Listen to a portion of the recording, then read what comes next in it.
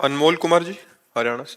श्री हरिवंश महाराज। श्री हरिवंश महाराज जी, गुरुदेव भगवान, आपके बल से हमेशा ये कोशिश रहती है कि श्री जी पर संपूर्ण समर्पण रहे, परंतु कभी अकर्मण्यता आ जाती है तो कभी प्रयास अधिक हो जाता है, तो लगता है कि शायद समर्पण में ही कमी है। तो इस स्थिति में बैलेंस नहीं, कैसे बनाएं? इससे कोई फर्क नहीं पड़ता। क्रियाओं से समर्पण में कोई फर्क नहीं पड़ता। आप ऐसे समझो, हम सरल भाषा में बता रहे हैं। जैसे आप बिक गया, बिका हुआ नौकर और पेमेंट वाले नौकर में अंतर होता है। पेमेंट वाले में है कि आपसे ज्यादा हमें लाभ नहीं मिला तो छोड़ दिया आपको, लेकिन बिका हुआ छोड़ नहीं सकता क्योंकि खरीद लिया।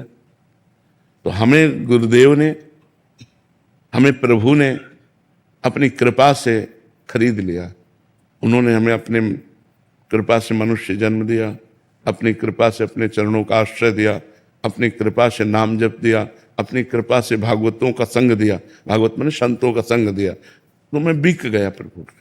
अब आप हमारे बिक गए, अब हम आपको कहते हैं एक लोटा पानी लाओ, ठीक है, ला के दे दिया। हम कुछ नहीं कहते आपसे, तो आप बैठे हैं।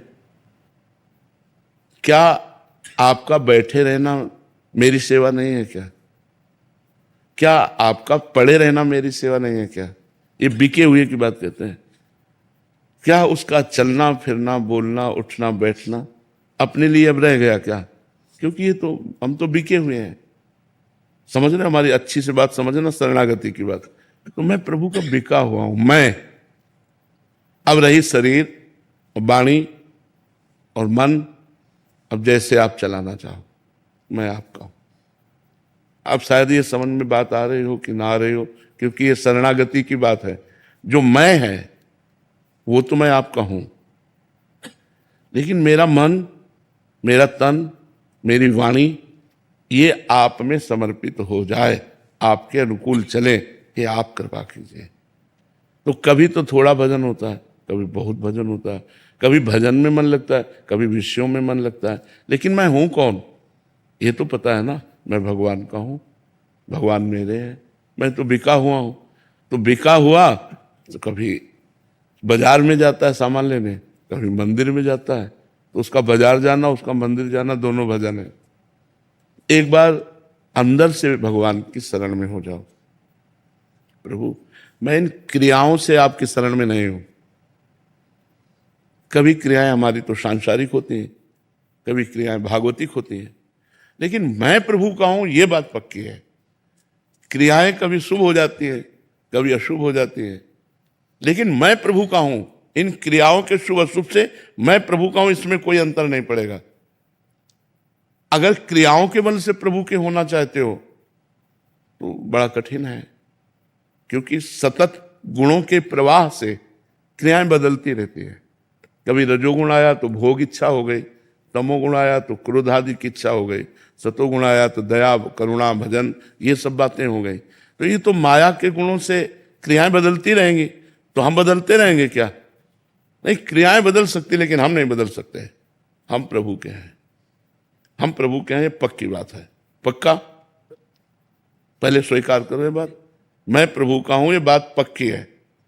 हाँ, अब हम क्रियाओं की तरफ दृष्टि डालते हैं कि जितना घसीट पाते हैं उनको प्रभु में बनाते हैं, और जो नहीं बन पाती है तो हमें ज्यादा परेशान नहीं होना है। हमें प्रभु की तरफ देखना है कि प्रभु, आपके बल से ही ऐसा हो सकता है कि मेरा शरीर, मेरी वाणी, मेरा मन, मेरी चेष्टाएं सब आपके अनुकूल हों। इसलिए आप कृपा कीजिए, आप बल दीजिए। हारने पर हमें स्वयं में झुलझुलाहट नहीं लानी, हमें तुरंत प्रभु की तरफ बढ़ना है। हे प्रभु, देखो मैं हार रहा हूं, ये क्रियाएं गलत जा रहे हैं, लेकिन मैं आपका हूं।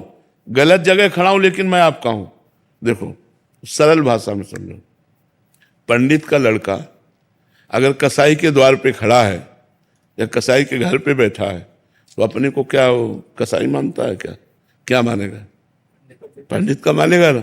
तो मैं पहले स्वीकार कर लिया कि भगवान का हूं, अब गलत हो रहा है मेरे से, पर मैं भगवान का हूं, तो जीत जाओगे, फिर परास्त नहीं होगे। भगवान के बल से हर गलती का सुधार हो जाएगा, क्योंकि उन्हीं के बल से जीता है। मामेव ये प्रपद्यन्ते माया में ताम तरन्ति ते। जो मेरी शरण में आ जाता है वो माया से मुक्त हो जाता है। ये बात अच्छे से समझ लो, क्योंकि बहुत बड़ा हमारा जीवन है और ये जीवन माया में है। इसमें कभी ना चाहते हुए भी बुरा हो सकता है, तो तुम सोचो कि उस बुराई से हम भगवान से अलग हो गए, तो ऐसा नहीं। ये बात पकड़े रहना, तो माया मुक्त होने के लिए ये बहुत बड़ा, जैसे तूफान आ गया और हमको बहुत बड़ा बोट मिल गया, सहारा मिल गया बोट में बैठने का, तो हम तूफान से पार हो जाएंगे। ऐसे ही हमारे लिए भगवद आश्रय, इसे भगवद आश्रय कहते हैं। मैं भगवान का हूं, मेरे से गलती हो गई, पाप हो गया, मैं भगवान का हूं। सदाचार या दुराचार से इस पर कोई फर्क नहीं पड़ता, मैं भगवान का हूं, क्योंकि मैं भगवान का था और भगवान का हूं और भगवान का रहूंगा। और ये आचरण शुभ और अशुभ है, इनके बनने बिगड़ने से मैं पे कोई फर्क नहीं पड़ता। तो ये बात जब हम स्वीकार कर लेते तो हमें उत्साह आता है, बल आता है कि मैं प्रभु का हूं और इनका ये जो आचरण है इनको सुधारना है। प्रभु के बल से, प्रभु के नाम के बल से, प्रभु के कृपा बल से इनको हमें सुधारना है। तो पूरा जीवन हम सुधारने में ही लगाए, पर मैं भगवान का हूं इस पर कोई फर्क, तो इससे भगवत प्राप्ति होती है। मैं भगवान का हूं, दृढ़ आश्रय अंदर से। तो जो ये सोचता है मैं भगवान का हूं, वो गलत करना नहीं चाहता, पर दुर्वासनाएं कई जन्मों की होती हैं, वो विवश करके उससे करा देती है, तो वो बार बार पश्चाताप करता है, रोता है, भगवान से प्रार्थना करता है। पर उस समय भी ये होना चाहिए कि मैं प्रभु हूं आपका ही, ये गलती मुझे घसीट कर गलत मार्ग में ले जा रही, पर मैं आपका हूं नाथ, आपकी ही दया से मैं इससे उबर पाऊंगा, आप मुझे बचा लीजिए। जैसे काम वृत्ति ने घसीटा, एक मानो दुष्ट आपको घसीट करके पीट रहा है, अब आप क्या करोगे? एक दुष्ट है और वो घसीट कर आपको पीट रहा है, तो आप क्या करोगे? केवल पुकार ही तो सकते हो। बचाव पक्ष में अपने जो अपने हैं उन्हीं को तो पुकार सकते हो। तो सबसे ज्यादा प्रिय अपने भगवान है, तो हम भगवान को, हे भगवान देखो भगवान काम हमको घसीट कर ले जा रहा है, ऐसे चला जाता है इस मार्ग में, हे भगवान, हे दया सिंधु, तो भगवान बचाएंगे। और नहीं बचाएंगे तो कोई ऐसा अनुभव देंगे जो अगली बार से आप निकल जाओगे। मान लो प्रारब्ध बहुत बुरा है, तो फिर वो ऐसा संयोग अभिमान नष्ट करने के लिए हो सकता है, फिर आपको रास्ता देंगे भगवान, ये रास्ता है अंदर ऐसे, और अंदर से आप ऐसी जगह पहुंच जाएंगे जहां काम आपको छू नहीं सकता है। इसलिए पहले तो ये दृढ़ करो कि मैं भगवान का हूं, भगवान मेरे हैं, इसमें कोई संशय नहीं। मैं ये किसी क्रिया से नहीं, ये बात किसी क्रिया से नहीं कि ये क्रिया किया तो मैं भगवान का हूं और ये क्रिया गलत हो गई तो मैं भगवान का नहीं हूं, इससे मेरा कोई संबंध नहीं। ये क्रियाएं शरीर और माया जनित गुणों से हो रही हैं। मैं भगवान का था, भगवान का हूं, भगवान का रहूंगा। ये मायाकृत क्रियाएं मुझे भगवान से मिलने में नहीं रोक सकती। मैं भगवान का, ये बल बहुत बड़ा बल है। आप एक बार इसको स्वीकार करके देखें, सब लोग इसको स्वीकार करके देखें कि मैं अच्छा, इसमें कोई संशय है कि मैं भगवान का हूं? ईश्वर अंश जीव अविनाशी, चेतन अमल, सहज सुख राशि, हम शास्त्र कहता है और भगवान कहते हैं। यार और कोई बोले तो ना बोले, भगवान कहते हैं ममई वांशो जीव लोके जीव भूता सनातना, जीव मेरा अंश है। जब भगवान कहते हैं तू मेरा है, तो यार हमको बोलने में क्या जाता है कि मैं भगवान का हूं। हाँ, जब हमसे गलत कार्य हो जाते हैं तो हमारे अंदर एक अंधेरा छा जाता है और उस अंधेरे में लगता है पता नहीं मुझे भगवान स्वीकार करेंगे कि नहीं। तो उस समय की हम आपको बात बताते हैं, जैसे बालक मल शौच कर दे, लेटरिन कर दे और उसी में सब लपेट ले, तो दुनिया घृणा करेगी लेकिन माँ नहीं करेगी।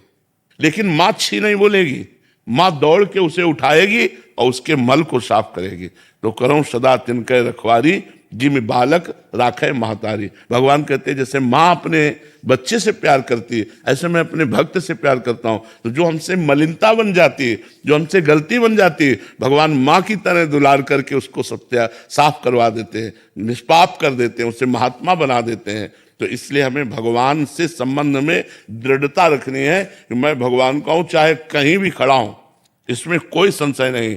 तो जीत जाओगे, आप जीत जाओ। नहीं तो माया ऐसे ऐसे आचरण करा देती कि लगता है पता नहीं मुझे जैसे नीच को भगवान स्वीकार करेंगे कि नहीं। लेकिन ऐसा नहीं, जो बात सत्य है वो सत्य है, मैं भगवान का हूं, ये बात सत्य है, इसमें कोई संशय नहीं। और ये क्रियाएं असत्य हैं, आज हमसे गलती हुई है, कल भगवान की कृपा से गलती नष्ट हो जाएगी, लेकिन मैं भगवान का हूं, ये बात पक्की माननी चाहिए।